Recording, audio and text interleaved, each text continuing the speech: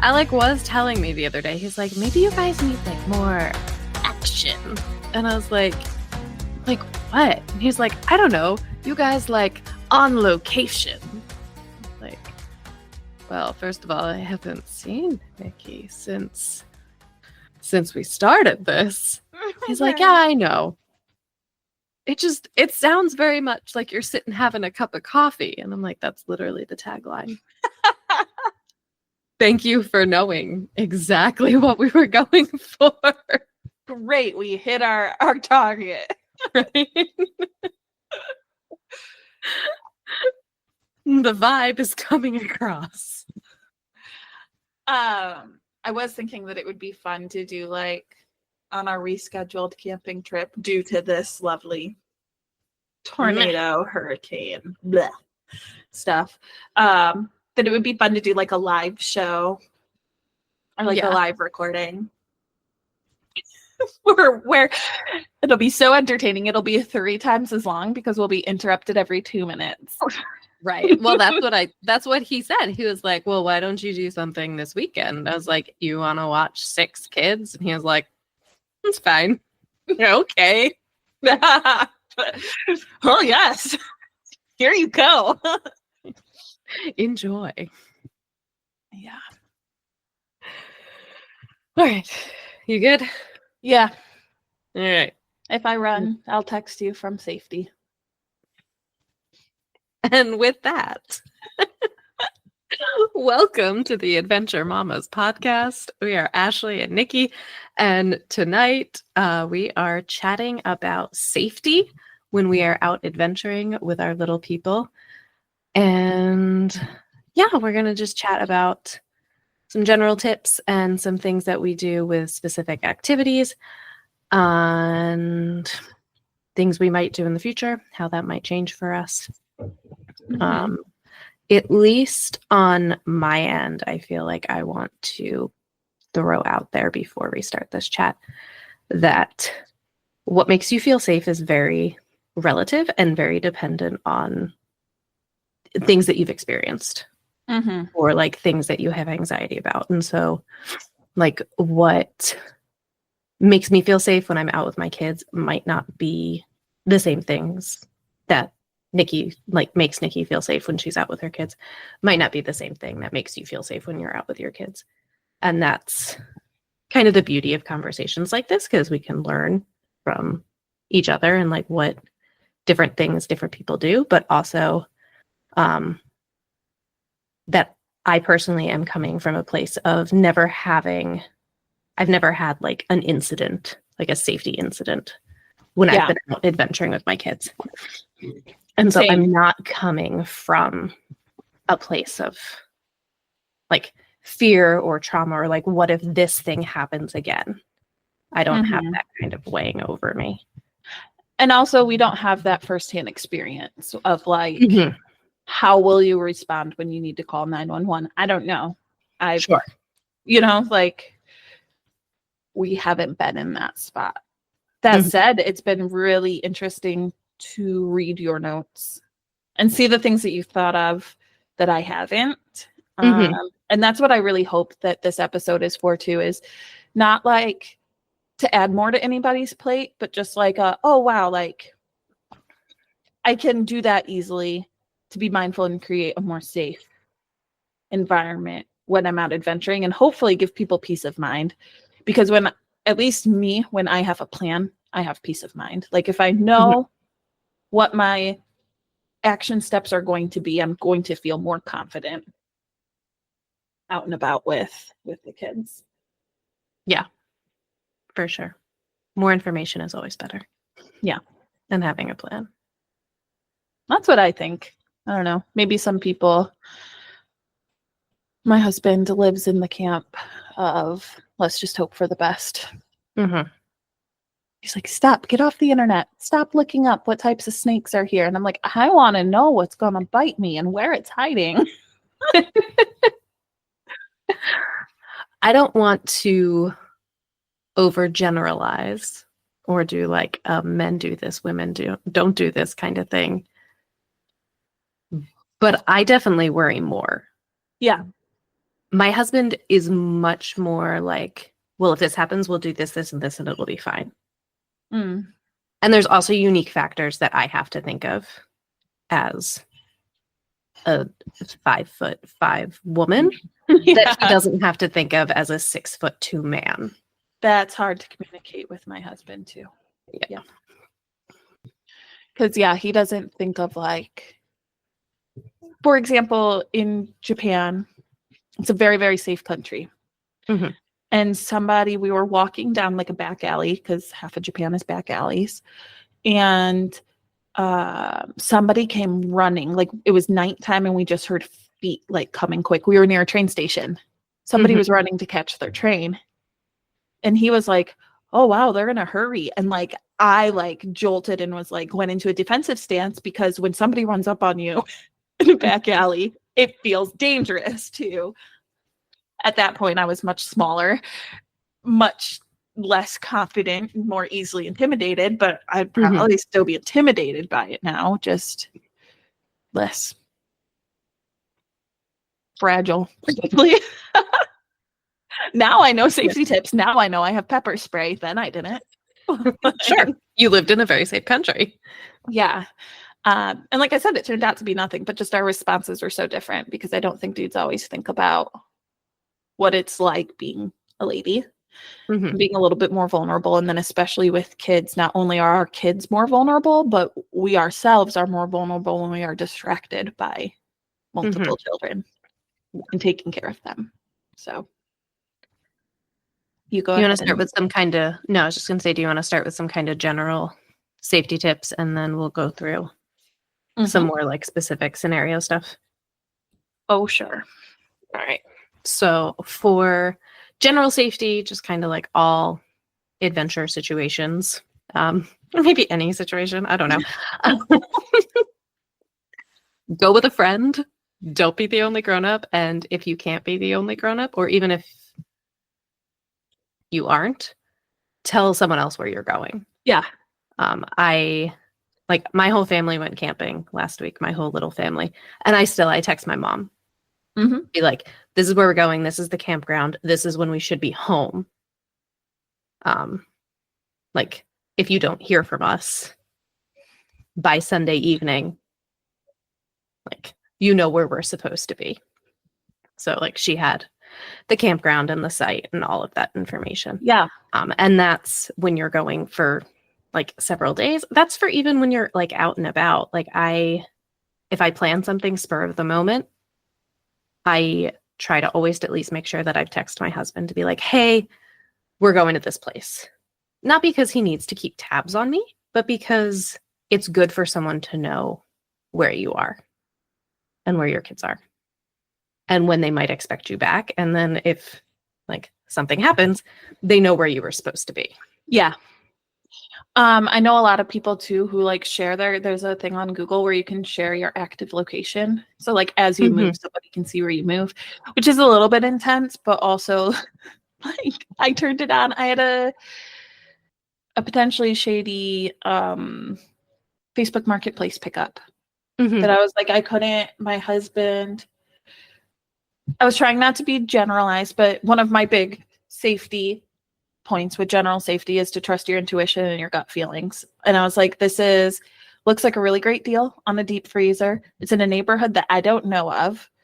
And that's hit or miss here. Some are fine, some are great. The person is international. English is not their first language, and it's a tall man. Like, I don't think I want to go there by myself.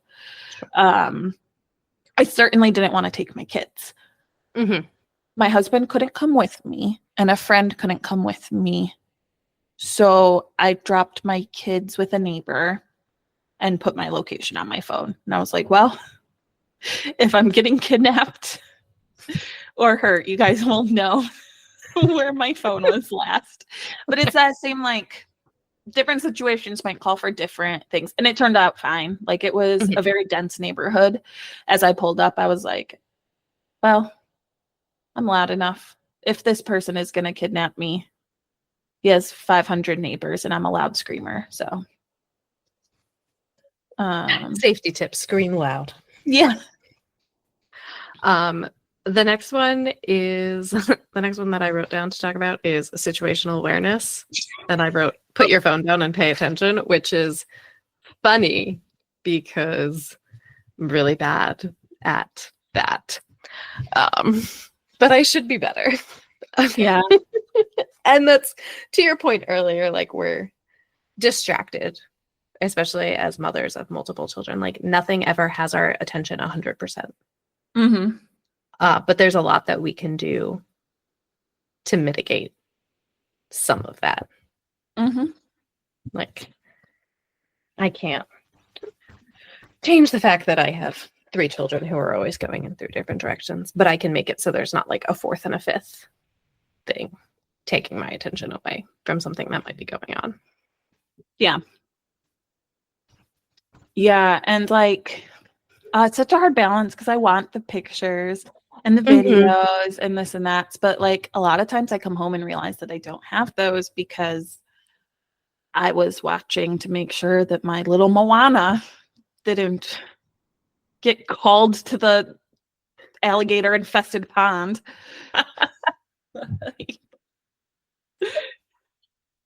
The South is terrifying. I know. But man, it's warmer. It's not cold here. September. We're fine. Yeah, but it's cold in December. I just planted my quote fall crop. It's a New York summer crop. I put beans and peas and cauliflower, soybeans, like a whole bunch of stuff in. And my husband was like, but it may freeze in like February. And I was like, cool, that's a full grow season away from us right now. Like, that's a full New York summer. February is far from us. Yeah. And it's doing very well. My beans are very happy. My snap peas are getting there. They have their little vines coming out. It's fun to watch the little vines reaching.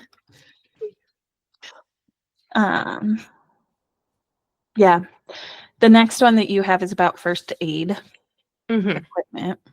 Yeah. So I think we've talked about this on other episodes. We both have like a decently stocked first aid kit in our car, and try to have it with us depending on the situation. My husband is really good about this, about like we have the one that's in the car, and then he's really good about like making a smaller one and taking it actually with us, like in the backpack where we're going. And he's really good at that. But also I was thinking about it. It's only as useful as what you know how to do. So I know like our first aid kit is kind of a monster. There's a lot in there. And honestly, half of it, I don't know that in an emergency situation, I would use or feel confident in using. I think my husband would. But I don't know that I necessarily would, which is maybe a good reminder to me to brush up on like some basic first aid. Yeah. That was eye-opening for me too. I think that it was when I had my first kid that we realized when we had our kid, like we were just casually talking, because my husband is like all of the, Army certified, blah, blah, blah, but they don't do child stuff. And so we're like, child CPR is different. And I was like, oh yeah, I did that. And then, semi-recently, like since I took a CPR class, they changed the beats per breaths or which goes first. I think they started saying to pump first, and I could be wrong. I have not brushed up on the course. I need to, but it was that eye-opening that I need to. Like, I don't know. I've taken a lot of first aid classes over the years, but things evolve and change, especially with things like CPR. And like, I wouldn't know now what the most effective way to do that is. So it's worth brushing up every now and then too on those things, even if you've done it before. Like, pride causes a lot of issues, and I don't ever want to be like, wow, my pride caused my kid to choke, and I didn't remember the correct time lick. For sure. Also, we can't do everything. I get that too. Like, I want to just have that branch of grace out there too. That, like, that's why my oldest is now 5, and I still have not brushed up on the CPR and first aid course because we can't do everything, and I want to, and it's a good reminder. But yeah, like statistically, odds are you're never going to need that. You're never going to need to know how to. But especially as families that are seeking out adventure and more, like, it doesn't necessarily feel high risk, but there are more risk factors. Oh, for sure. To the way we take our kids out in the world and the kind of activities we do. Yeah. As evidenced by the looks we get on the playground. Or what looks? Oh, I don't know. I just assumed that you got looks. I don't get looks. Yeah. Oh, yeah. No. My middle's finally old enough that people are like impressed rather than horrified. So that's been really nice for me. That switch in the last year or so to like, oh, does she take gymnastics? I'm like, no, she was born this way. I'm going to go a little bit out of order, and go for while it. you're sipping, just share one of my other things that maybe this was revelatory for me and not anyone else, but I've always thought, and I was always told growing up, like, make sure I can see you. And now with a high energy adventure child, I don't put that responsibility on him. I don't say make sure I can see you. I say make sure you can see me, because he knows what he can see and not. I can't expect him to be aware enough of his surroundings to know whether or not I can see him. So that's a phrase that I've shifted for our family for safety, is make sure that you can see me. And I'll ask, like, in lower risk environments as they wander off, I'll be like, hey, do you think you can see me right now? And I know that they can't because they're around the corner at the grocery store. And they go, oh, I can't. And I said, no, exactly. You need to be aware that you can see me. If you can't see me, I can't take care of you. And we practice that, like I said, in places like the grocery store or the playground or different things, so that ideally in a higher risk situation, it's already trained in a part of them that they need to know that they can see me.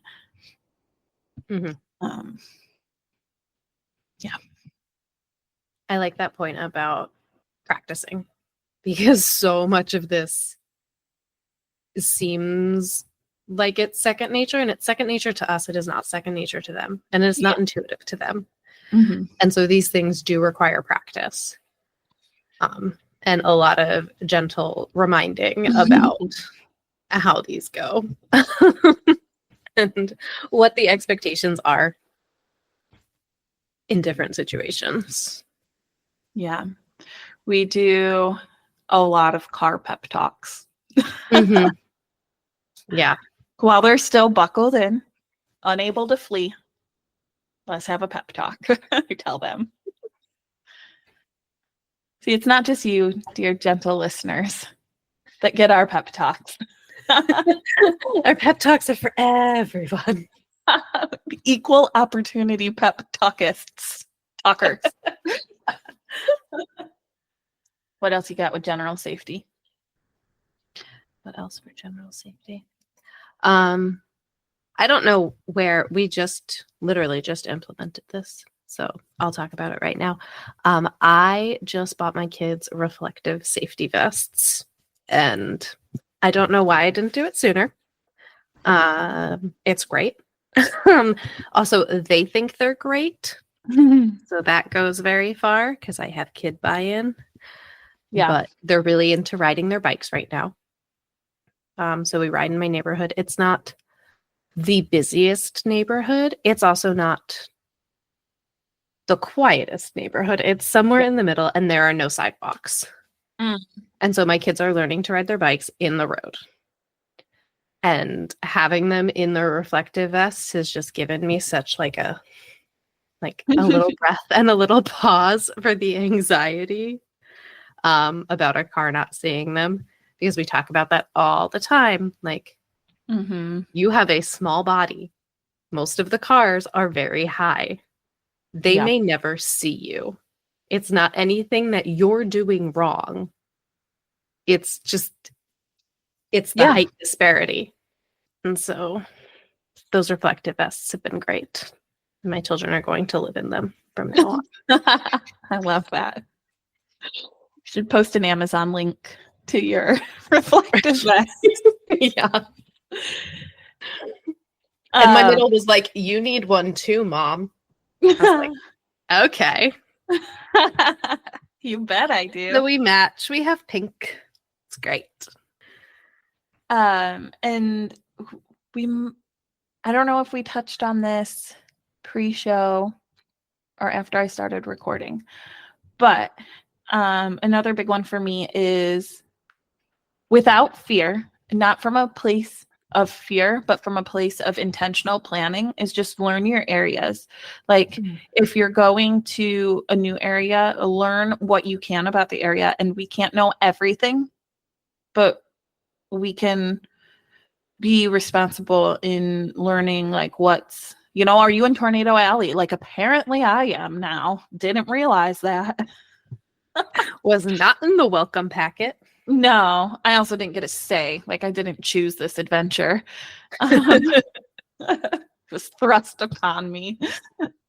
But yeah, like, I was just talking to my dad tonight and about how we had to cancel our trip for this weekend due to the hurricane, and how we weren't going to be directly in the path, but with flooding and stuff. And he was quick to say he's traveled a lot for work, and he said he's seen creeks in North Carolina, especially near the mountains, turn into rivers with rainfall. He said they just go from 0 to 100. And I knew we were near water, so I figured that there would be some flooding. And that was one of my bigger, at least, the name of it insinuated a river. Maybe I was wrong. Oh, yeah. No. Okay. Right there. Okay.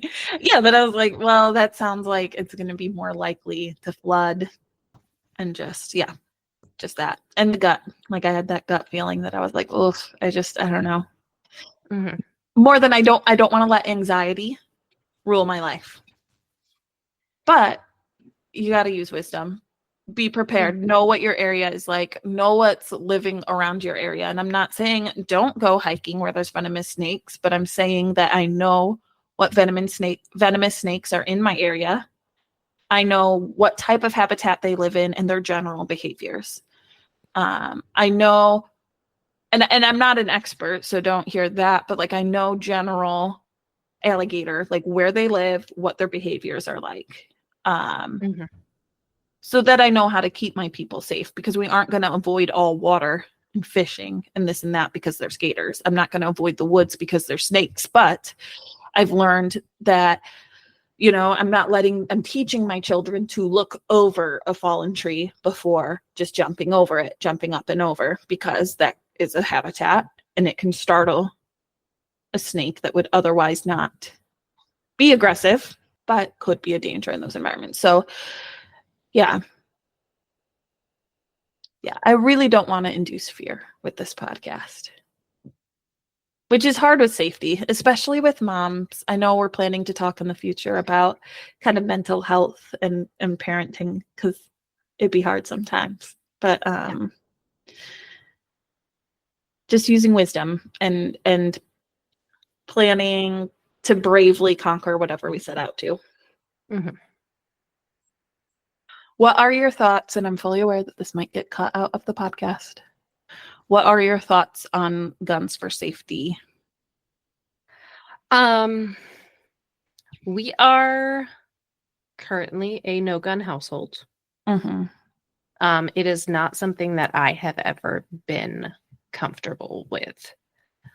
That being said, I know a lot of moms who conceal carry, and that makes them feel very comfortable. Yeah. And very confident. I appreciate knowing when I'm with people and they're carrying. Yeah. And that's mostly because as a household that we don't have firearms, I have not taken the time to teach my children firearm safety. Yeah. Because you can't do everything. And that one doesn't really apply to us right now. Yeah. So when they are around them, they don't know, but I know. Yeah.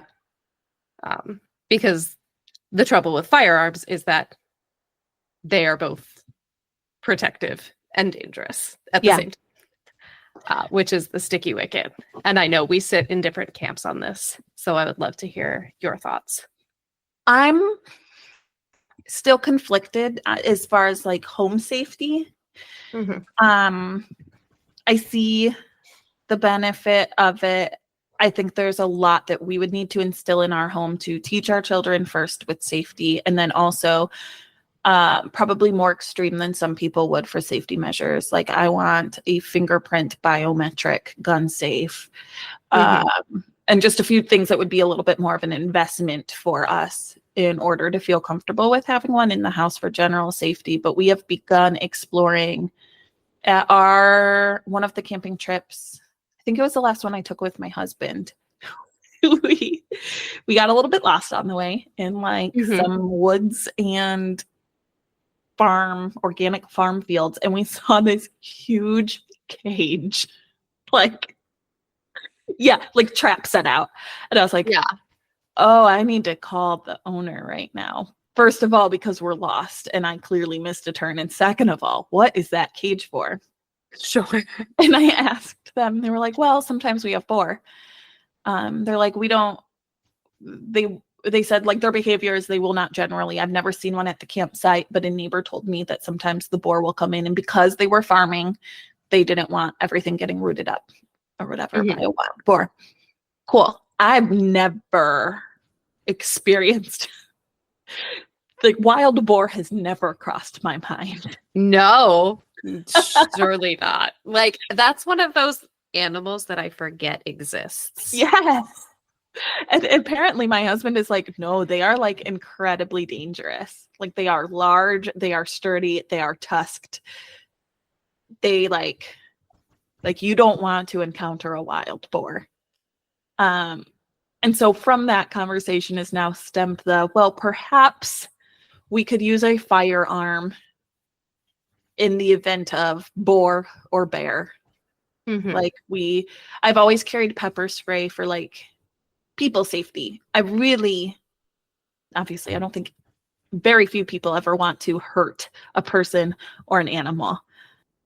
But I'm learning more and more that like a pepper spray that will keep away a bad guy might not be my most desired approach to a charging bear. Yeah. As and much as I thought. Also, like a proximity situation. Like, I don't know. If the bear is close enough that I can like bear spray it, like I'm already. Yeah. Like you're already up a creek, because if the bear spray does work, you're still potentially injured in the process. If the bear spray doesn't work, like that's not ideal. And that was the second part to our conversation, was choosing, again, like we are at the very beginning of this. We don't have this figured out, but choosing what type of firearm would be most manageable for me when I'm out alone with the kids, but also would serve my purpose. Because like if I'm encountering a bear or a boar and I feel threatened enough to need to pull out a gun, I need to not wonder if it was a powerful enough shot to actually drop them, you know? Yeah. And I didn't think of that. Like my husband was like, oh no, I don't think that, I don't even know the different types, whatever type. He's like, I don't think that the one that I'm used to, that I have shot before kids. He said, I don't think that would take down a bear. And I was like, well, what would? He goes, oh, well, this one. He goes, but that's going to hurt you. Like it's going to have kickback. I looked at him and I was like, if I feel threatened enough to pull out a gun and shoot at an animal or person, God forbid, the least thing the last thing on my mind is going to be my sore shoulder from the kickback. I will deal with that consequence. It's like the broken rib from CPR. Yeah. But I don't know. All that to say, we're at the very beginning stages of exploring what that looks like for our family, because all families are different. I know a lot of women who have felt very safe learning martial arts to protect their family, obviously from people that aren't actually Kung Fu pandas. Such a disappointment. Cute as they would be. But yeah, I've used pepper spray in the event of, and I've heard a lot of women that feel more comfortable having pepper spray. And I hear a lot of women who feel comfortable concealed carrying in the event that they are in danger with their family. And I will say too, and I know that you and I have had off the air discussions about this, there's a lot of factors for what is safe for your family. The people in your family, the health of your family, the accessibility, the local laws, there's so many factors. But I will say, when we owned a gun before, for safety purposes, we were stationed at Fort Hood, if that says anything to anyone. And we were living in an area that I would not live with children now. Yeah. And so we got a gun for safety reasons. And I've never felt more empowered than when I thought somebody was breaking into my house and I knew that there was a gun in the nightstand. And I knew, you know what I mean? You knew your action steps. Yeah, exactly. It was only a printer updating at 2 a.m. near our front door. But man, I felt not safe. A home intruder, just a printer. So glad it was a noisy printer. Yeah. But along those same lines too, with your know what tools are in your first aid kit, please, for the love of God, if you are somebody who wants to own a firearm for protection, you need to have practiced on that firearm. Just because you shot a shotgun at summer camp when you were a kid is not the same as owning a handgun. Do people shoot guns at summer camp? Yeah, I shot at clay discs. I only went to Jesus camp. That was at Jesus camp. Really? Yeah, and shotguns. In a very Jesus camp. In a very controlled environment with a lot of supervision and safety. And that was for the older kids.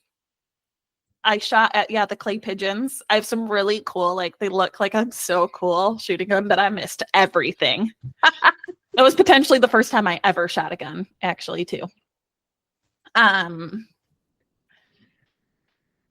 yeah, just because you did that in summer camp does not mean that you can handle, a handgun that you buy for home protection. It's not the same thing. Different shotguns handle differently. Different handguns handle differently. You need to take your firearm to a range with safe people to teach you. If you don't have a safe person, like my husband took me to teach me, if you don't have a safe person with you, you need to take a class. If you are getting it for safety purposes, you often have one chance.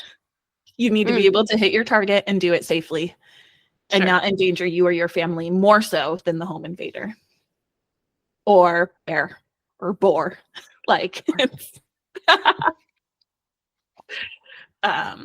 So yeah, that's just my encouragement. Know how to wrap a wound. Know how to use your tools that you choose to have. My little gun speech, be safe. Always err on the side of safety and caution, especially with little kids around. It's just not worth the risk to me. And that's why we don't have one currently. It's because I haven't found a safe way that I feel confident and comfortable with. Yeah. Lots of factors there. Yeah. And always, I've never met, this will be my last little gun tidbit. I've never met a person at a local gun club or a shooting range people who work there. I mean, you never know who's going to just show up there to practice, but the people who work there and the people employed at those places, I've never met one who isn't quick to give education and resources. If you don't have a person in your life, or you have questions, or you want to find out the safest way, like, talk to those people, because those people are well versed and they know that they have a very big respect.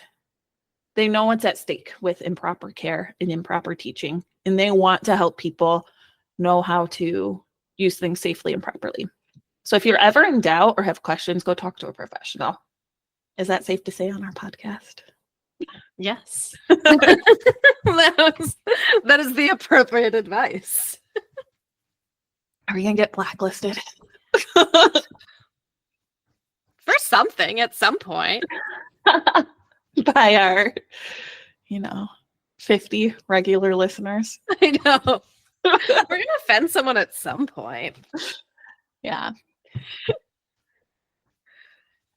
Neither firearms nor pepper spray, but everyone in my family has a very loud whistle. Yeah. And that is, like, it's silly, but it's also a very helpful tool. Most of our backpacks have them built right in. So like, if you have like a hiking day pack or something, there's probably one built right in. Link that backpack too. I haven't seen that before. Yeah. My kids' backpacks and mine both have one built in. And they're different backpacks. And then I also have one. I have a different one that I bought when I was training for half marathon, because I was doing a lot of long runs by myself. That makes more sense now. Like, what? I would leave and I'd come back 2 hours later. So yeah. For sure. Whistles are smart. My dogs, like, I take my dogs out a lot. I mean, obviously where they're allowed, but there's been a few times where I've gone hiking in a new area and I've been uncertain of just like how I feel about having the kids there, and I take my dogs, and it's an immediate deterrent for dangerous people. Like, they usually, I remember, I don't remember who told me, but predators especially, generally they will go for the easiest target. And that's why, as vulnerable as being a woman or children, that makes us more vulnerable. My friend was even saying, down to the hairstyle you wear, a ponytail is easier to grip and pull and yank somebody away. They're less likely to go for somebody with their hair down. I'll still rock a mom bun every day. But it was about to say, that's not going to change.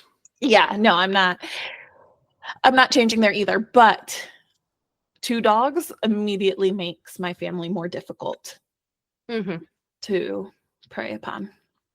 And same thing with critters too. A lot of times with my deep dive of snakes, they feel vibrations in the ground. And so a dog running out, and like most creatures, this is a phrase and an idea that gives me so much peace of mind out in the wild. Most creatures, we are not their food source. Most creatures that could hurt us are not looking to hunt us. They are not looking and preying upon us.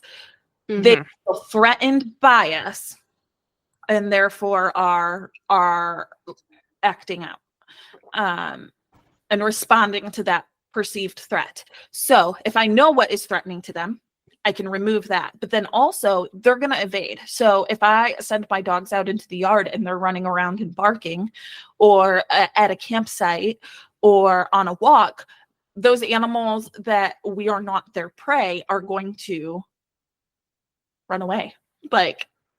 And then it's going to be more safe for my family as well. I also don't have small dogs. A Chihuahua, sending them out to a pond to scare away the gators ain't gonna work. But yeah, your dogs are good sized dogs. Yeah, they're not gator bait. So Maybe depends on how big the gator is. right. They aren't huge dogs.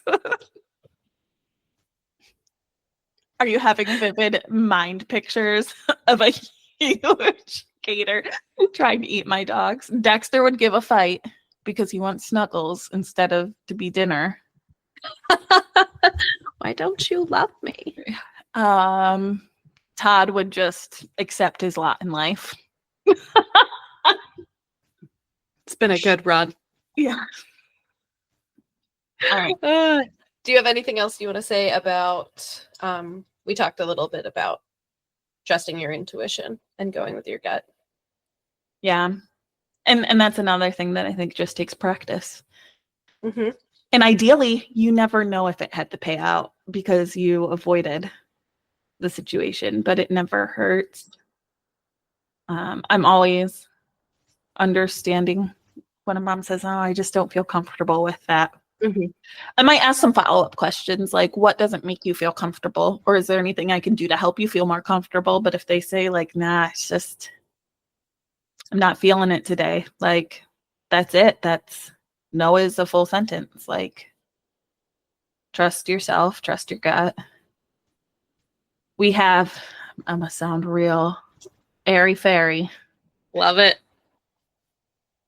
We have such beautiful maternal instincts and intuitions, and I hate that our society and culture tries to dampen that. Our society and culture also is constantly evolving, and like there are things beyond, you know, I'm not just a woodland mother, prairie peasant. Like, you know, there's life is different now, but we still have these deep rooted instincts, survival instincts, you know? Yeah. And I think it's really fascinating and beautiful to tap into that and trust some of those. Mm-hmm. But you're right. Like that maternal instinct, that knowing. Also, like, I mean, for me and for you, there's no one who spends more time with our children by far. Yeah. Like we have the most real-time knowledge about these little people. Mm-hmm. And so when situations don't feel good, trust that. Go with it. Like there's powering through and growing through something that's hard. And then there's a knowing that this is not for us. Yeah. And those are different. Mm-hmm. But they take practice. You need to learn to tune into both of those things. Yeah. And just be gracious to the people who are. Like, I appreciate that you said, okay, that's fine. And I said, I just don't think that this weekend, I don't have peace about it. Like, yeah. And it's hard with less adventureful people. I feel like you and I are pretty like, if you were like, I don't know, it's just not feeling good, I'd be like, I trust your gut. It would be harder to be gracious to people who are less adventurous. Mm-hmm. Like my first voice that I hear in my head might be like, you just need to take more risks. But no, if our friends are learning how to listen to their intuition and their gut, we need to support that with kindness and graciousness as well. And it looks different for each person. Exactly. Risk is relative. Mm-hmm. You know, the same things, like what makes me feel safe might not make you feel safe. And what's a risk for me might not necessarily be as risky for you. Mm-hmm. Which is the nice thing about finding, like you said, an adventure friend who's kind of at the same level, like in the same place with what they're doing with their family. Yeah. Yeah, because you doubled that intuition. It's true. When you said, I don't know how I feel about the pond that has quicksand at the bottom and you can't throw rocks into, I said, praise God, because I don't feel safe about that. Not only are we out because my kid is throwing pine cones into it, but it's going to suck my kid in. Is it fenced? Right. I'm not that adventurous. Didn't sound like it. For our listeners, the camp trip that is not happening this weekend for our families, I looked at so many sites and there was just something wrong with everything. with everything. And you want to power through it. You want to be like, well, that'll be okay, right? Like, no, sorry. Yeah. Like this hip camp owner was like, the pond is shallow and the bottom is like quicksand. I was like, well, that sounds terrible. Yeah. No, and I have you. a girl who I affectionately call Moana. Like, no. That's a pass. But also, like, thank you for giving me that information. Yeah. Yep. And it's validating too to hear like I don't know, that just doesn't feel like okay, I'm glad that I'm not just being an anxious mama. Mm-hmm. All right. Activity specific safety. The first one you have is road trip. Woohoo! We had a whole episode on road trips. You can listen to our episode on road trips. It is episode number 5. I think it's called Road Trippin'. It is. Nice. So without spending a ton of time here, since we've already talked about that, road trip safety and basic car maintenance. We did talk about this in our episode because we're not great at it. If I recall, we tend to outsource that. Some area of growth. Has that changed at all for you? No. No, me neither. But the smart thing to do here is to know your vehicle. Like I know my vehicle. Yeah. She looks skeptical now as to whether or not she knows her vehicle, dear listener.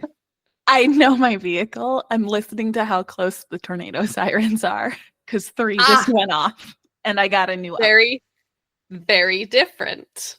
Different type of safety.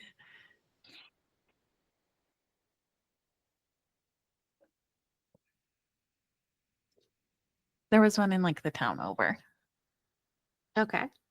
There afterwards. But this doesn't sound too close.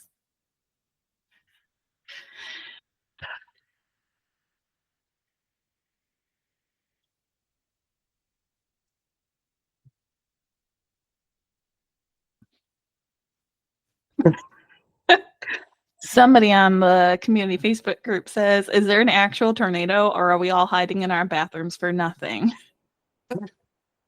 Joke's on you. I'm upstairs podcasting. Again, more water spouts on the shore. I guess there were 8 nearby. Oh. Is that all? Somebody says you only got to be wrong once.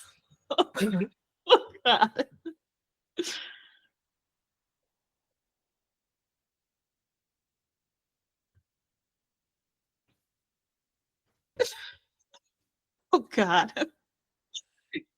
Cue the conspiracy theorist saying there are no actual tornadoes, and people who say they are repeating hearsay.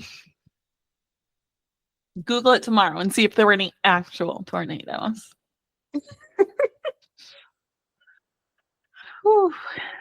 There are all sorts of people, y'all. Risk is relative to people. Yeah. For sure. Cool. My husband hasn't ran in yet, so he might still be out drinking a beer out front, looking for him. Watching the dark sky. We aren't that close to the shore. Like if it's a water spout on shore.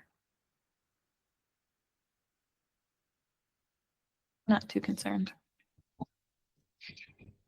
All right. Might be my last words. You'll have plenty of more last words. We're podcasting. No, like if the tornado takes me now and my last words were, I'm not too concerned. We'll put it on a t-shirt for you. Thanks. I have a whole lot of equipment you can inherit. They're off now. Cool. All right. In the clear. Tornado schmornado.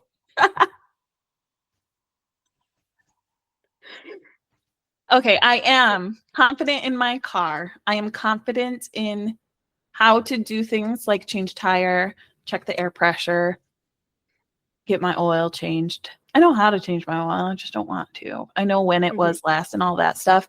If something else were to pop up, that would be beyond me. I know to check my fluids, but that's about my limit. Mm-hmm. That's better than me. I haven't changed a tire since high school. Yeah, I do not think I could confidently change a tire. I have also not changed a tire in a very long time, but I'm confident with my brain power and YouTube, I could get it done. Also, I'm confident that roadside assistance could get there before I figured it out. I was just going to say that damsel in distress, like, it ain't always that bad. You have a minivan with a popped tire on the side of the road in Virginia Beach, and it is not long until a cop shows up and helps you. No, that one firsthand. Oh. And it was like right near the bridge tunnel too, wasn't it? Or was it before that? It was before that. It was, I mean, the traffic that I was holding up was heading towards the highway to the bridge or to the tunnel. But no, it was right. You know, the highway ramp that's like closed 95% of the time? Yes. Yes, I do. And you don't realize it until your GPS has already brought you right to it and you need to pull a U-turn to get to the other one. Yes, yes, yes. The curbs around that U-turn are incredibly sharp, said the cop, who also said that they popped a tire the week before doing the same exact thing in the same exact spot. I mean, if the cop also popped a tire. Like, that one's not on me. I hit a curb a lot as my hubcaps or tires or whatever, I don't even know the proper names, as they would attest, as my husband would attest to after seeing my wheels. But that one's not on me. Like, that's on the city of Virginia Beach and their sharp curbs. And they're closed ramps. Why? Why have a ramp there if it's always going to be closed? It's open like 2 hours a day. God, why? Nonsense. Mayhem and foolishness. All right. Know your car or have roadside or both. Also, planning your stops ahead of time is really helpful because then you avoid stops in weird unknown places, which is like a funny part of road trips and also sometimes a nerve-wracking part of road trips. I have definitely pulled off in some places because a kid is having a bathroom emergency and like I do not want to be stopping where I am stopping. Yeah. But like a kid's gotta go. So we make do. They make funny stories when you get to the other side. Like, to be like, haha, look what I lived through. But nobody likes actually living through the things that they find funny that they lived through. For sure. For sure. Yeah. Stopped in some very sketchy gas stations. Oh, yeah. No, not a fan. And then in said sketchy gas stations, I'm still always piling all my kids in the same stall with me. We are all together. They are not out of my sight. Yep. Not taking the chance in an unknown place like that. Yeah, bathrooms are high risk zones, which I never considered before having kids. But honestly, it's high risk for a single female too. Like, I should have been more aware, but I was young and aloof. Carefree. I mean, it is very different when you're thinking about your own risk and then when you're thinking about the risk of the 3 tiny people whose lives have been entrusted to you. Yeah, they depend on us. Yeah, I haven't always done that, but that's a good tip. I've been comfortable before putting my oldest in the stall next to me, but honestly, it might depend on each place too, like how crowded is the bathroom, Yeah. how busy is the store? Like, will somebody notice if the kid came out of the bathroom without the same person that it went in with? Like, there's a lot of factors. How preoccupied am I in the stall? Like, am I just doing a quick pee, or am I teaching my middle child how to use the bathroom there? You know, like, Yeah. am I changing a diaper, or am I just taking a quick pee while I'm actually focusing on everybody else around me? Because that is the way moms do.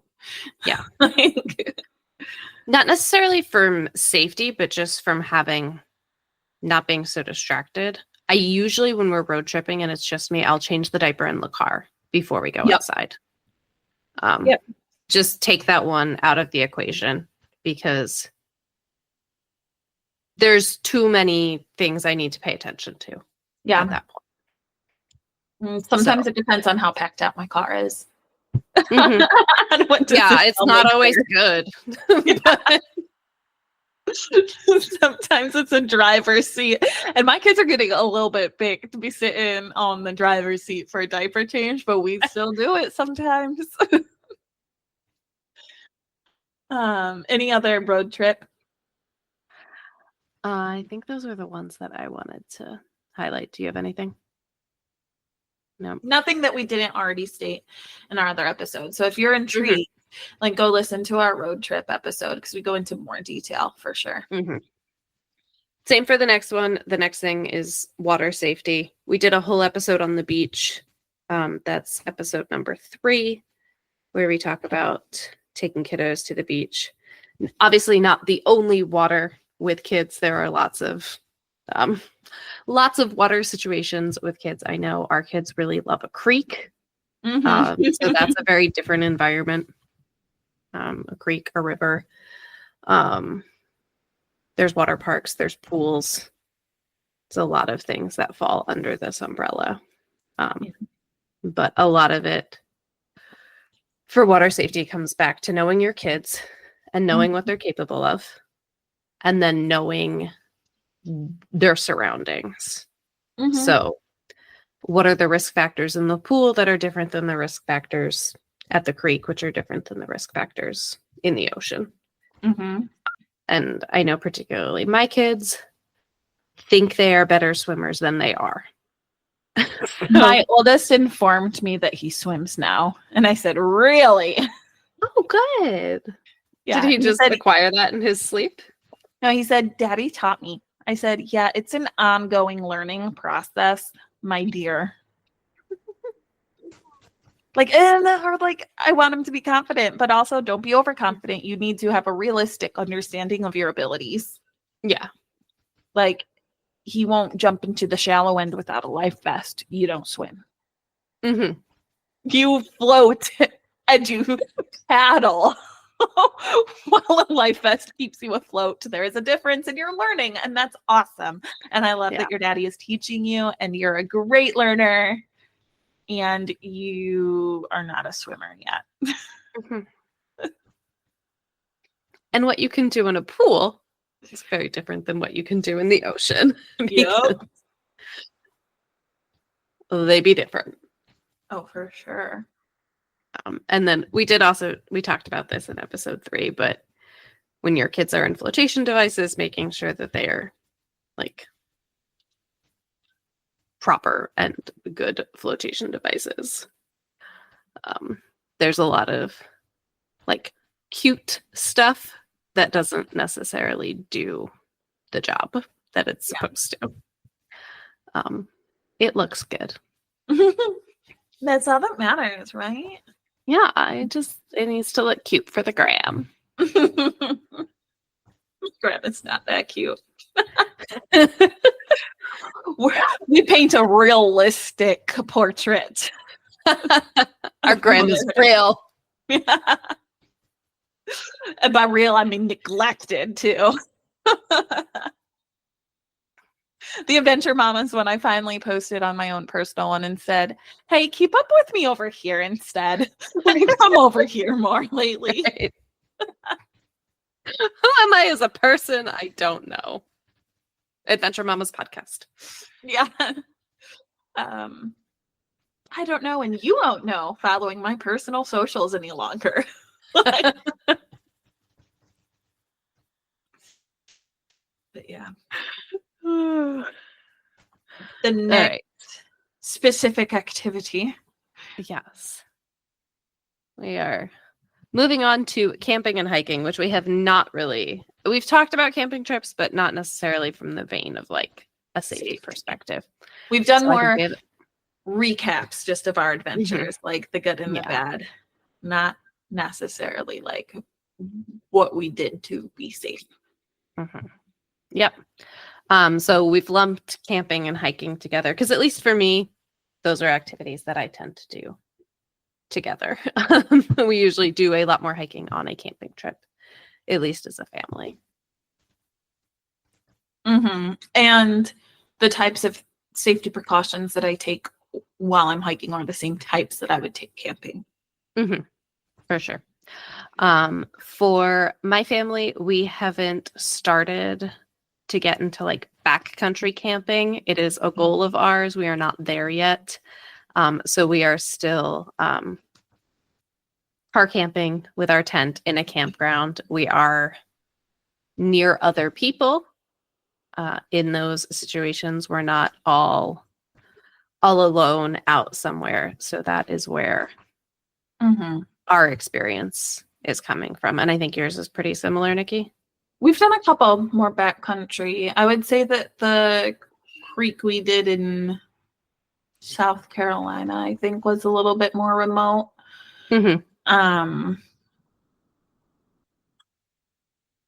I would say our Indiana trip, like there weren't campers, like other camping people, but there were other houses relatively close. Yeah. But no, our creek and the one in Tennessee that I tried to do that was a huge fail was very remote. And that's part of the reason why I didn't return there. And I got a hotel on the way back. Yeah. Because I think that we weren't quite ready for that. So we're dipping our toes, but we are not there yet. We are not comfortable in it yet. Yeah. I'm much more comfortable at a state park or campground. Yeah. I feel very confident in kind of managing that situation. Yeah. With or without my husband. Yeah. I never thought I would say a sentence like that. Look at that. Grown. Gross. But yeah, my pep talks in the car that I give to my kids, I give way more of them when we're camping because I need to lay out my expectations and rules clearly and often. With those higher risk factors, like a campfire going half the day. Like, I don't care if you want to throw 500 pieces of cardboard on the fire, you will ask every single time. You will ask every single time that you want to put something in the fire, take something out of the fire, which isn't much. It's usually like poking sticks. Yeah. Every single time you want to go to the creek, you need to ask. You cannot just wander on your own. Every time you use the hatchet, you may only use it unless we hand it to you and somebody is standing right next to you. And like you said, with things that are ingrained in us, like they need constant reminders for, I'm not risking it with a hatchet. Like, I'm going to remind them every time, every day. Wake up. What are the rules? Okay, we got back from the creek. What are the campsite rules again? And just constantly laying out those expectations and rules with not much room. Like, it might be overkill that you need to ask every single time before you put something on the fire. But that's as clear as I can get to have the clearest line of communication. And that's the stage where we're at. Once my kids are older, we probably won't be at that stage. But right now, that's where we're at. And I'm going to remind them of it every time we light the fire. Yeah. Because they need to practice it and we need to see them practice and they need to earn our trust in some ways. Mm-hmm. I need to see my child look right and left before he crosses the street 500 times Mm-hmm. without missing one before I'm going to stop reminding him Mm-hmm. to look both ways before he crosses the street. Yeah. We just had this conversation last night. One of my kids, we were taking a dusky bike ride, and one of my kids said, "Oh, well, Daddy looked." And I said, "No. If you are moving your body, if Mommy and Daddy are not moving your body for you, you are looking before you cross the street." Mm-hmm. Every person moving their body needs to look. Like, yes, I will keep you safe to the best of my ability, but also you need to keep yourself safe to the best of your ability. Mm-hmm. That's a good way to phrase it. Camping, hiking, what is the wildlife? What is the correct response for encountering it? Because different animals handle differently. And you need to treat those situations differently. I know for us, we live kind of on, not quite on the cusp, but we live just a little north of the northernmost point for gators. Mm-hmm. So sometimes where we are, there are gators, and sometimes where we are, there are not. And so that's frequently something we talk about. Like, this is not a space where we're like on guard for alligators. This is a space where we're on guard for alligators. And my kids are starting to learn kind of like where those places are that we frequent. But there's not a ton where we are that's like very active. Mm-hmm. Like, we're working on teaching our kids, like, hey, this is what we do if we encounter a bear. This is what we do if we encounter this or that. But like if you're within like a close radius of your home, you aren't going to encounter a bear. Right. But we're expanding out. Mm-hmm. And it is a real possibility. Yeah. I mean, you don't got boars up in Virginia? You might. That's a Nikki problem. Yeah, I don't want that problem. Yeah. Do you want to talk for a sec on venom and anti-venom? Yes. There is an app. Let me see. I'm sure it's also Googleable, but I did not realize, at least in America here, which shout out, we have a whole lot of international listeners, and that is so exciting to me. We have a listener. I just saw it pop up on Guam. Oh. And one of my roommates lived on Guam and has a hilarious wild boar story. So they also have wild boar on Guam. I know. Kindred spirits. But at least in America, not all hospitals are carrying anti-venom. And so you want to know what hospitals, if you need it. I don't want to speak out of turn because I am not an expert, but the places where I've lived, minutes aren't mattering. Like collectively minutes, like obviously like, but making What sure do you mean like by that? So the response, maybe it's different with littler bodies. Obviously take quick action, but I'm saying that if you're like, oh, what did I just get bit by? Did my kid just get bit by something? Like those minutes and seconds aren't mattering, but hours, like large amounts of time can matter. As far as certainly your pain level, possibly like your I don't want to be dramatic. Most things aren't going to kill you quickly, is what I'm trying to say. Okay. But if you're waiting at a hospital to get assessed And then you find out that they don't even carry the anti-venom, and they're either going to send you to a different hospital to be in processed or have to bring something there. That amount of time can matter on whether or not you perhaps lose a limb, with some of the snakes on the East Coast here. So just avoid all that by going to the right hospital first. And I've distractedly, like, I'm looking for what app it is. I might have deleted it to make space on my phone. Safety is a real big priority here. But there is an app, and we can put it in the show notes. Yes. And also, I mean, if you Google, oh, it's First Aid here by the American Red Cross. It's not set up on my new phone. I haven't used it since I got a new phone, but I believe that this is the one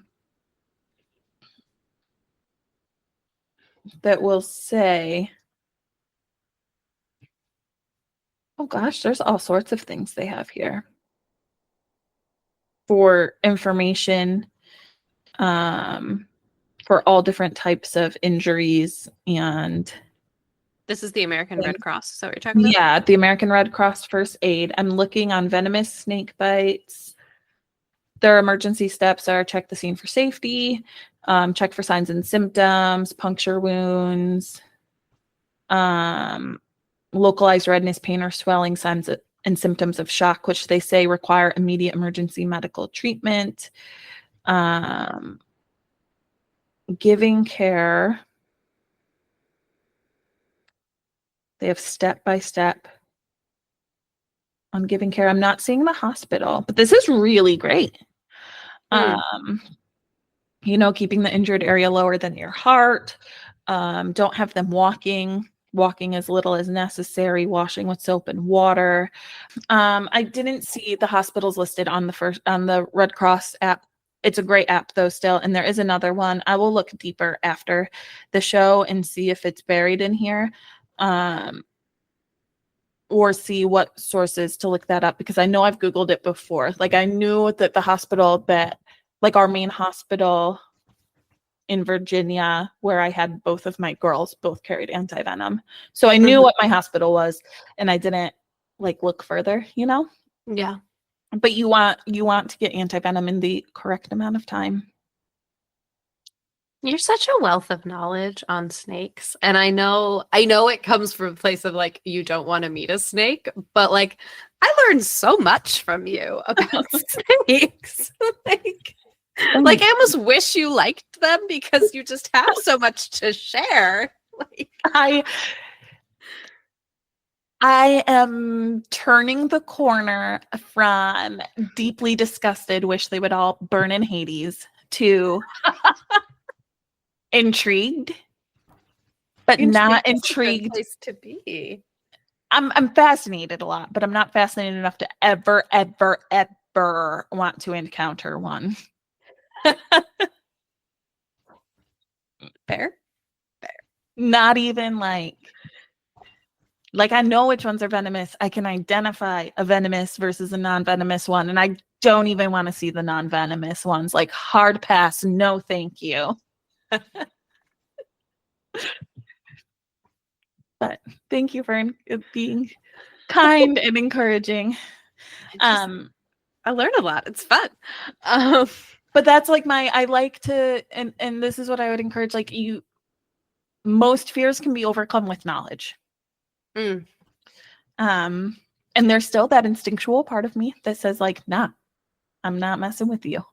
And I'm not ignoring that, but I can overcome the fear of it by understanding it, understanding their behaviors, understanding the processes if we run into them, understanding how they behave, what it does to our bodies, what to look out for. There's a lot of misunderstanding and myth that has come out of fear of snakes. Other hiking. Yeah.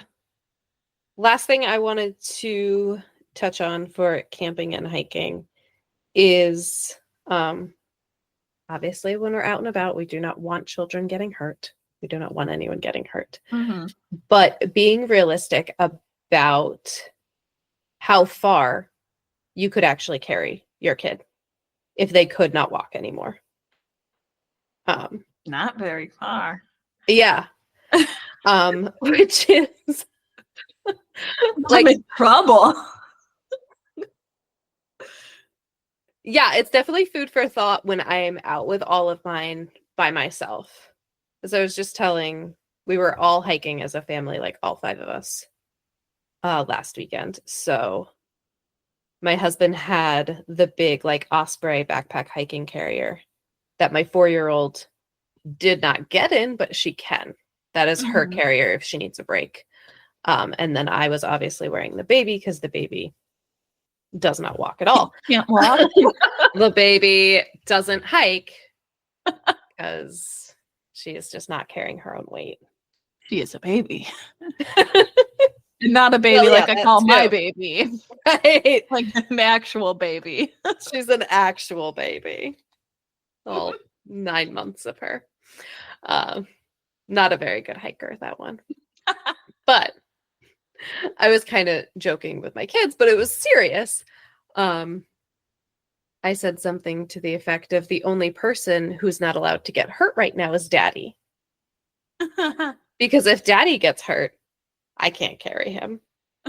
But like, if you guys get hurt, honestly, if I get hurt, my husband could probably carry me for a good long while. But keeping that in consideration, like when you're planning hikes, are you going very far with children? If there is an emergency, what does your exit strategy look like? And that goes back to what you said earlier about just knowing, like, what is the environment? Where are you? Kind of where are you in the bigger picture? And then this is not a sponsored plug. I don't actually own this piece of equipment yet. It's one that I'm planning to get for me, for our hikes as a family, especially when I'm out on my own. But there is a carrier. It's called the Trail Magic carrier. It is a little pricey, at least to me. I think it's about $100. Okay. And it is designed to hook on to like your other carrier or a backpack. So it's not a full carrier. You cannot wear it in and of itself. Okay. It clips into another carrier, something else that you're already wearing. Designed particularly for those kind of in-between hikers, for your little people who maybe can't do the whole thing, but they can do some of it. But then also for an emergency situation, if you do need to carry a kid that you are not planning on carrying for a while, it folds up really small. It apparently fits in like the water bottle pocket of your backpack. Hey. Yeah. I'm pretty sold on it. It's my birthday present to myself. But something that I'm planning on testing out for us because you never know. And you want to assume that things are going to be fine and also be prepared if things are not fine. Yeah. And I know for me at this point, like one mama, 3 kids, figuring out what that's going to look like when we're out on our own and just having more options around there. Yeah. I think that might have been the encouragement I needed to get to the gym more. Like I would have a hard time with my 2 biggers, like carrying them a long distance. Or the reality too of momming is like, if I got 3 kids and I'm the only one and somebody gets injured, I'm going to have to be carrying probably more than 1 kid. Because the baby, my big baby, my 2-year-old baby is not walking far. Yeah. She's only in a carrier anyways, plus an injured. Or like, I can't pick up my husband and take him. I could maybe drag and I him would by be a leg. injured.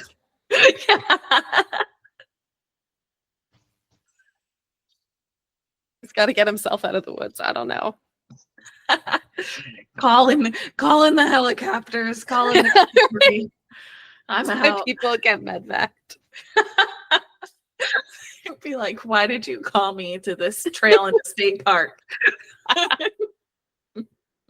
Like, don't you have park rangers for that? I was like, I don't know.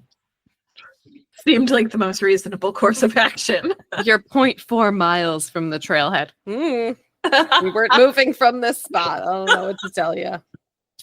You either came or he was going to die there on the trail. As 20 people walked past. I watch a lot Which of is, like again, the benefit of the state park and the more trafficked areas is sometimes it's really annoying to be surrounded by many people. And then from a safety perspective, it's like, okay, if something happens, I have passed 10 other people on this trail. Like I am not out here alone. Yeah. It's like I watch a lot of like, you know, big adventure TV shows and Disney Plus has is anyone surprised to hear that I enjoyed a show called Something Bit Me? I can't imagine what that's about. More than you would expect. There are apparently a lot of creatures that will bite you in the right circumstances. Interesting. Or sting or something like that, you know, along those lines. They're like deeper adventurers, like they're like hiking the Grand Canyon or in the rainforest remotely, and like how cool does that look? And that's not me right now. I don't know if that'll ever be me, to be quite honest. That's not, we aren't doing the types of adventures that require a set. Like I was looking at our notes and my Too Much Gene came out and I was like, a satellite phone would be a great safety tool, but like we are not out of cell phone range or emergency, like able to reach somebody, you know, like there are many options before satellite phone for us in our journeys right now. But maybe someday. We just did theme parks. So I'm going to say, let's skip that. Yeah. But I will say, I thought that you didn't put things there because I think that the biggest safety concern there is the stranger danger, which is your next topic. Like, there's not too much. They have so much staff and so much first aid and stuff like that. Like my biggest concern is people. Yes. Yeah. I think that is where my brain went. Because I don't feel like we really touched on that in our last episode. Or it's something, I don't think we've touched on it much at all before this episode. And I think part of that has to do with my own lack there in preparing and equipping my kids for stranger interactions. It's not one of the things that we rehearse and we practice. And it's becoming as like more apparent to me that we need to start teaching these lessons. I have a very chatty middle child. But I sat and watched my child at the library last week tell a random mother that she had just met all about our weekend plans. Everything we were going to do. And I was like, how do I debrief this with my 4-year-old in a way that doesn't scare her? Because that's what I keep coming back to. And I know you live in kind of a similar airy fairy land as I do, where I don't want my children to live in fear of other people. But also sometimes we do need to be careful. Yeah. I heard, I can't remember, because I can't remember, I cannot give credit properly. But a while ago, I heard on a video, she was talking about teaching her kids the difference between strangers and strange behavior. Yeah. And she was teaching her children to look for strange behavior so that they were not scared of every new person that they met. Mm-hmm. That they didn't feel like they needed to stay inside all the time to be safe. Yeah. But started to teach her kids and empower them to say, like, this is a weird situation. This person is behaving in a way that isn't appropriate for what's going on. I want to hear your thoughts because I have some thoughts on what some of those are. I don't think it was the same video, but it might have been. I didn't recall that phrase, but I recall somebody listing off behaviors that are not safe, that maybe nobody told me as a kid wasn't a safe behavior. But now as an adult, I absolutely want my kids to know, like, that is not an acceptable adult behavior. I think my main thing right now would just be like overly questioning, like the type of information and the type of interaction that you're having with my child. Like asking them information that they don't need to be sharing. You know, like, where do you live? Is your mom here? Like, information, like, what are you doing later today? The type of stuff that, like, it's not small talk. Yeah. You know, like, and also who's having small talk with a 4-year-old? That was my biggest thing that I never considered before. But my biggest takeaway from that thing was safe adults don't ask kids for help. No safe adult says, hey, can you come over here? My bike's broken. Like, no, they look for an adult to help them. They don't look for a 5-year-old. They don't say, hey, can you follow me and help me with something at home? I need help. Or, hey, I think I'm sick. Can you help me? No, a safe adult might say, go find me a grown-up, please. Or we'll look for a grown-up. But a safe adult is not looking for a child to be their source of help.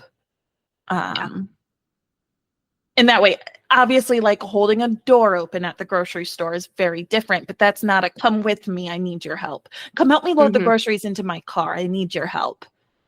No, you need a grown-up's help, and that's not a safe behavior to ask a small child these things. I like that a lot. Not quite with stranger danger, but we talk a lot with my kids about no one should ever ask you to keep a secret. Yep. We do that one a lot. And secrets are different than surprises, because my kids had a hard time differentiating that. Surprises are fun, and surprises are always shown. They don't stay surprises forever. Secrets stay hidden, and they aren't usually that fun. Yeah, that's a good one. I like that.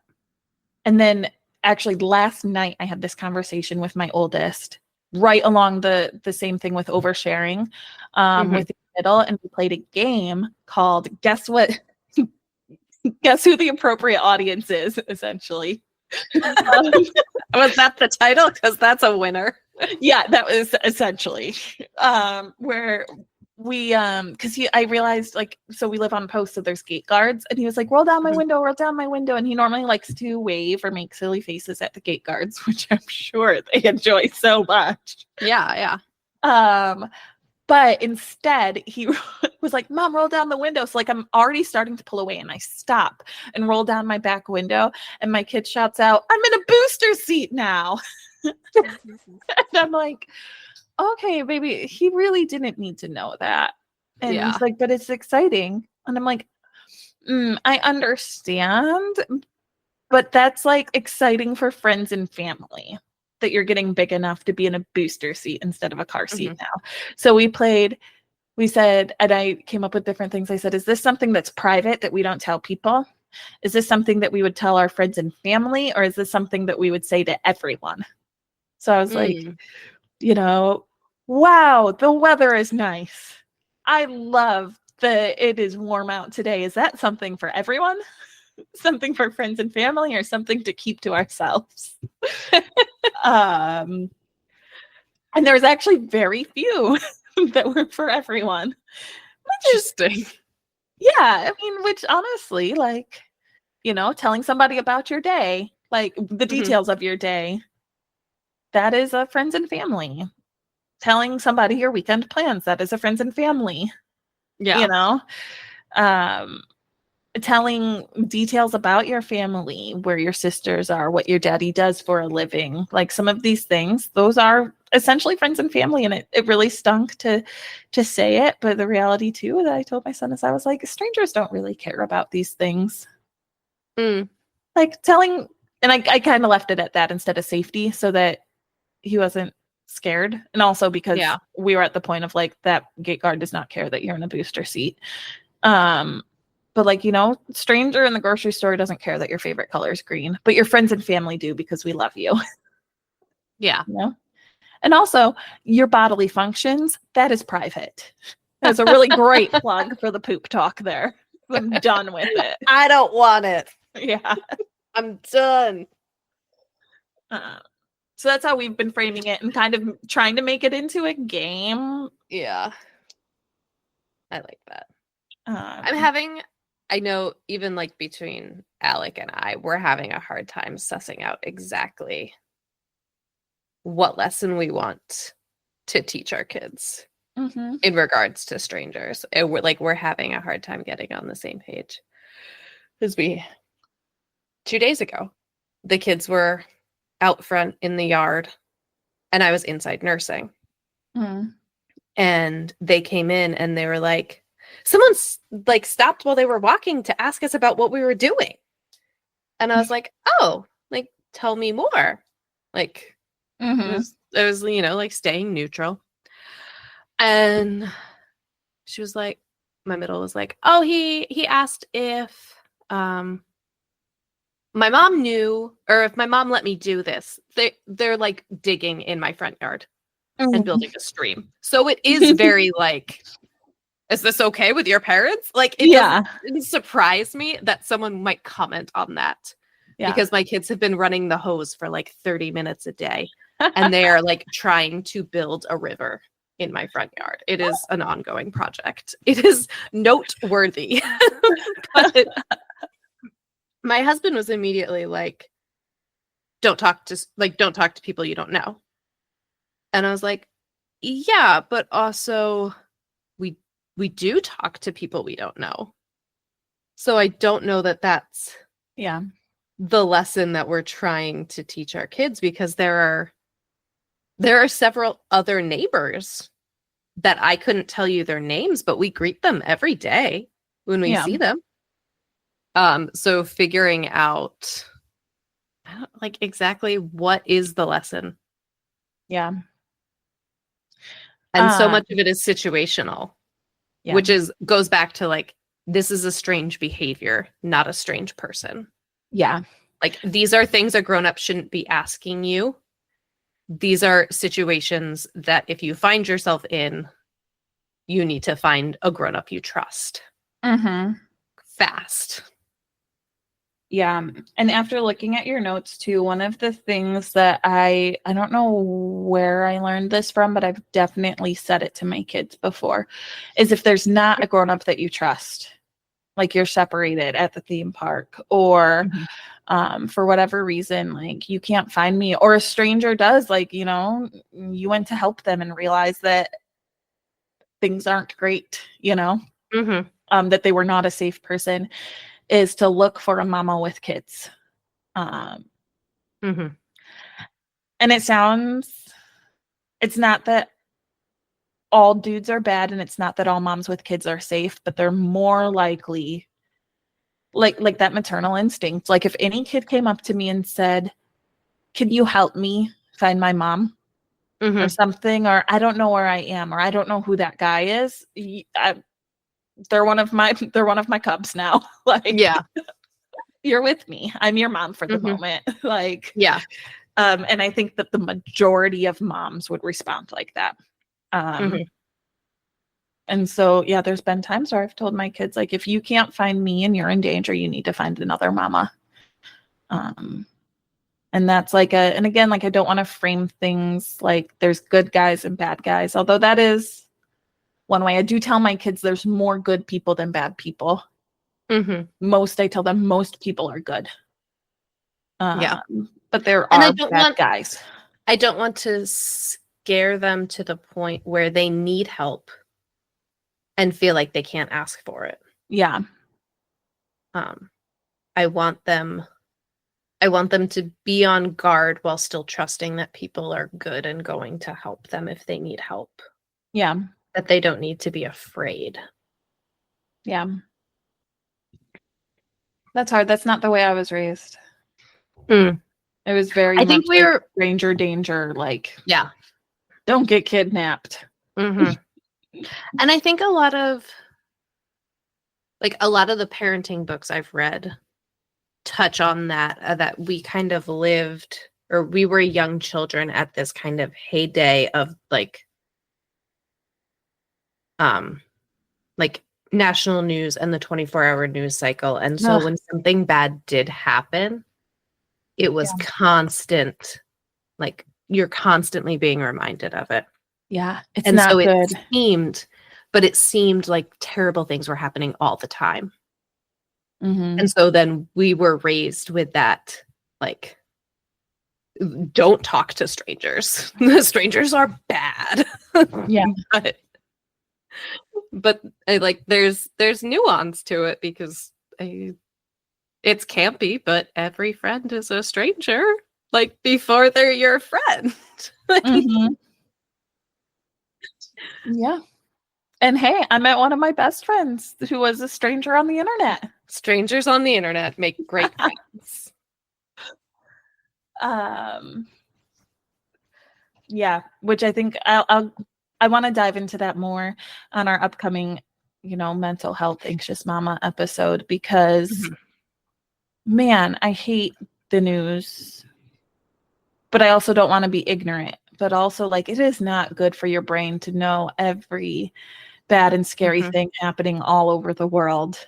And I want to be aware and mindful of other struggles, but also, like, I have my own struggles to deal with too. And you're also one person with limited resources. And so you're constantly inundated with all of this information about things that you really can't do anything about. Yeah. And so there's never any like resolution. There's never like, hey, this is a problem, and I know what my course of action is. Yeah. I know how to appropriately respond to this. It's just the weight of all of the problems. I cannot stop the war and conflict in the world. No. As much as you try. If I could, I would. By sheer willpower, but believe it or not, my willpower cannot do that. Grit, stick-to-itiveness. I have a lot of willpower, but not that much.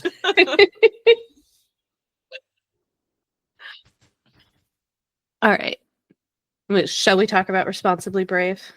Yeah. We have heard back from Coley Raeh, who her Instagram handle, let me make sure I get it right. It is Coley, Coley, Raeh is Raeh.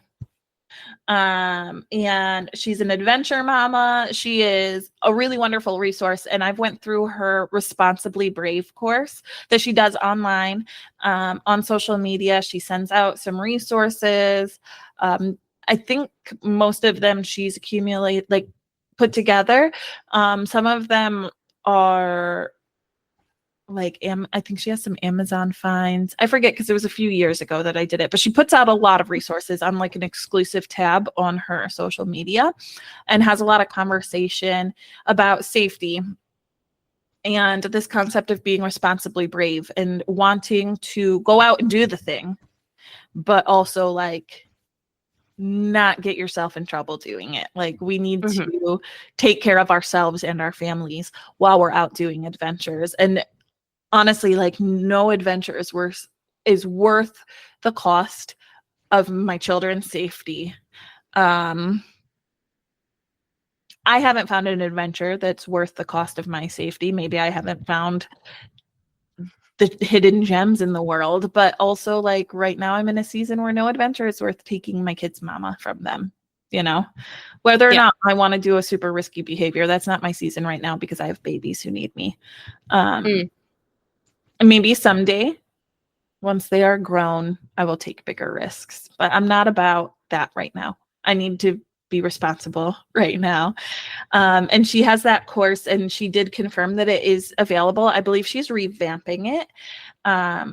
But you can always follow her on Instagram and reach out to her with that. I'm trying to see if she has like a link specifically to that course. I wasn't able to find it, which doesn't mean that it's not there.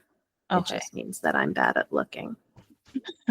Well, if she's redoing it, it might be like coming out again soon. But I got the message that said like she is still offering it.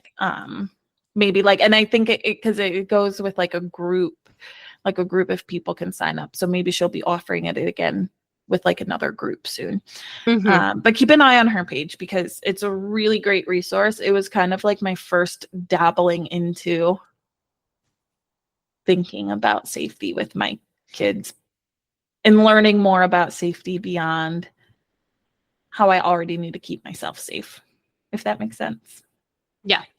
I had never considered checking my car first. My husband always did that. I was like, maybe I should make sure I don't have a flat tire. Seems reasonable. Yeah. And I had bought the course a while ago and I never did it, and I sped through it over the weekend. There are a ton of just like packing lists in there that I thought were so helpful. I'm not a list maker, but gosh, if you give me a list, I am so grateful. Like, thank you. Thank you for telling me what to bring and when to show up. So besides just like the safety information in there, like her packing list, I was like, it's amazing. It's what I've needed. Thank you. Thank you, Coley, Raeh. Buy the course just for the lists. Yeah. I don't know if it's always. I think I got mine free. Oh, one of us got a better deal than the other. I think I was like, maybe I'm thinking of a different course, but I think it was like $25. Like it wasn't. Okay, maybe I just like caught a good deal. I don't know. Keep an eye on our page though, because even $25 is a very reasonable price for the resources.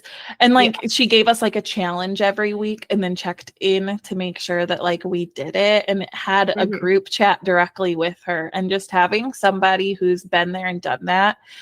She has older kids and she's been living an adventure mom lifestyle much longer than me. But a similar, again, like how you said, like you and I are kind of on the same page with what we do and where we're at in our mindsets. Having somebody who's again on that same type of wavelength as us, but has been doing it for 10 years is just invaluable to me.